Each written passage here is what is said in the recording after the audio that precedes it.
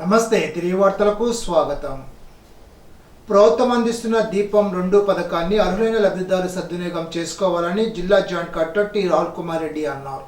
శుక్రవారం జిల్లా joint collector T Rahul Kumar Reddy భీమవరంలోని 31వ వార్డు దుర్గాపురంలో రాష్ట్ర ప్రభుత్వం ఎంతో ప్రతిష్టాత్మకంగా అమలు చేస్తున్న దీపం పథకం 2లో ఉచిత గ్యాస్ సిలిండర్ పొందిన సుమారు 10 మంది లబ్ధిదారుల కుటుంబాలతో కలిసి మాట్లాడారు.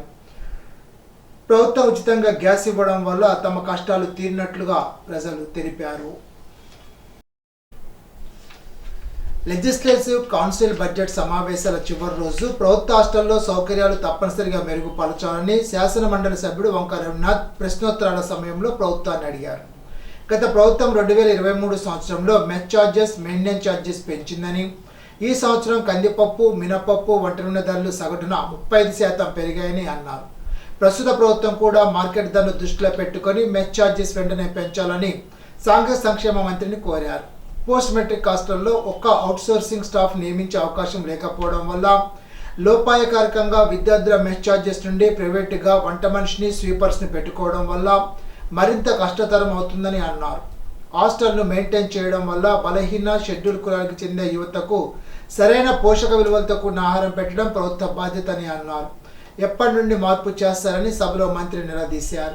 తొందరలో సమీక్ష చేసుకుని విధి విధానాలను సభ్యుల సూచనతో ఏర్పాటు చేస్తామని మంత్రి డోలా బాల వీరాంజనేయ స్వామి తెలిపారు.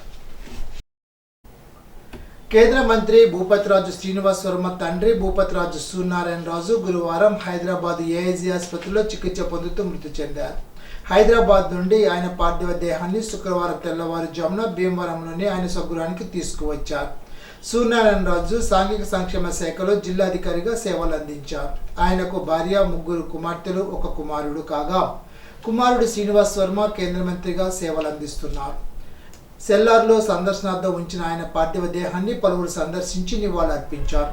జిల్లా ఎస్పీ, కలెక్టర్, పలువురు రాజకీయ నాయకులు, బీజేపీ కార్యకర్తలు, నాయకులు మంత్రిని పరామర్శించిన వారిలో ఉన్నారు. సూర్యనారాయణరాజు తండ్రి భూపతిరాజు బాపిరాజు స్వతంత్ర సమరయోధులు, ఆనాడు జైలు శిక్ష అనుభవించారు. మధ్యాహ్నం 2 గంటలకు ఆయన అంతిమయాత్ర ప్రారంభించి భీమవరంలో బలుసుమూడి మోక్షధామం వద్ద అంత్యక్రియలు నిర్వహించారు.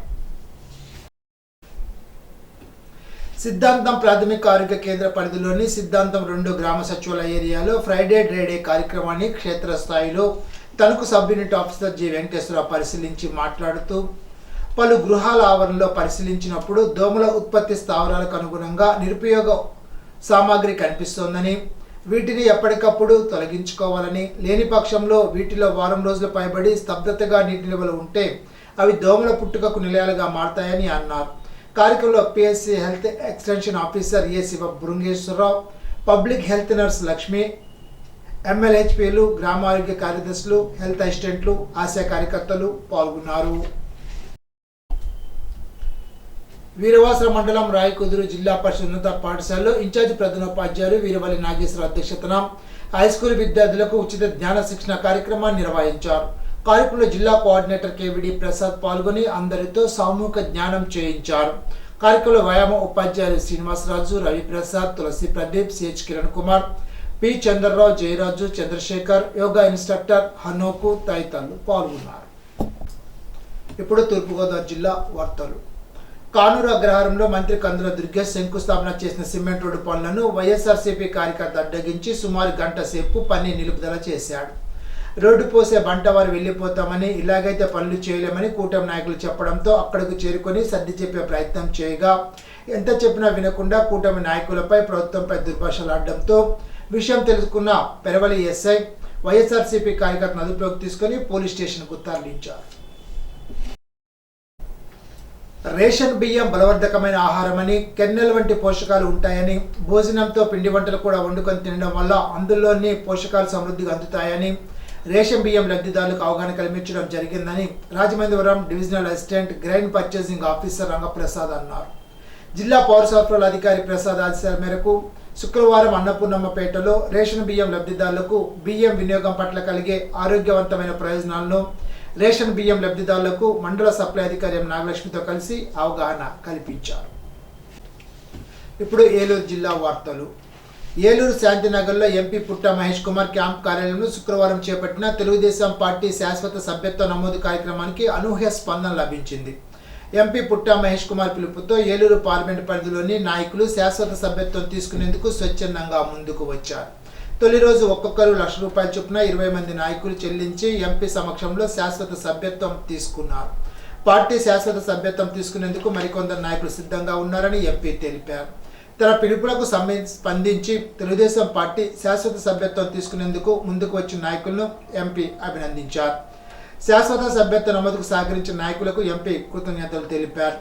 సాధారణ శాశ్వత సభ్యత్వ నమోదు కార్యక్రమం ద్వారా అత్యధిక సభ్యత్వాలు చేసి ఏలూరు పార్లమెంటును ఆదర్శంగా నిలపాలని ఎంపీ పుట్ట మహేష్ కుమార్ నాయకులు కార్యకర్తలకు సూచించారు. తెలుగుదేశం పార్టీ నాయకులు ప్రజాప్రతినిధులు పాల్గొన్నారు.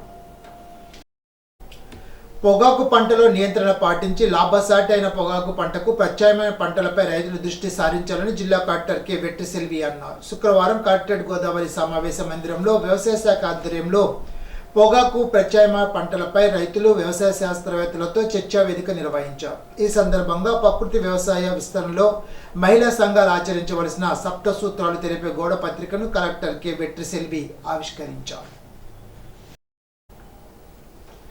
రబీ పంటల బీమా ప్రీమియం రాకపోతే భరించాలని, బీమా ప్రీమియం పేరుతో రైతులపై భారం వేయవద్దని ఆంధ్రప్రదేశ్ రైతు సంఘ జిల్లా నాయకులు ప్రభుత్వాన్ని కోరారు. శుక్రవారం ఏలూరు జిల్లా కలెక్టరేట్ గోదావరి సమావేశ మందిరంలో జిల్లా వ్యవసాయ అధికారి హబీబ్ బాషాకు ఆంధ్రప్రదేశ్ రైతు సంఘ జిల్లా నాయకులు వినతి పత్రం అందజేశారు. ఈ సందర్భంగా ఆంధ్రప్రదేశ్ రైతు సంఘ జిల్లా అధ్యక్షులు కట్టా భాస్కర్ రావు, జిల్లా కార్యదర్శి కె శ్రీనివాస్ మాట్లాడుతూ రబీ పంటల బీమా ప్రీమియం రైతులే చెల్లించాలని రాష్ట్ర ప్రభుత్వం నిర్ణయించడం వల్ల సన్న చిన్నకారు రైతులు, పేద రైతులు, కౌలు రైతులు ఇబ్బందులు పడుతున్నారని చెప్పారు. ఈనాటి బంగారు మాట. వినడంలో తొందరపడాలి కానీ మాట్లాడడంలో కాదు. జేమ్స్ గుడిన్. ఈ వార్త ఇంతటితో సమాప్తం. తిరిగి బిజినెస్లో కలుసుకుందాం. అంతవరకు సెలవు. నమస్కారం.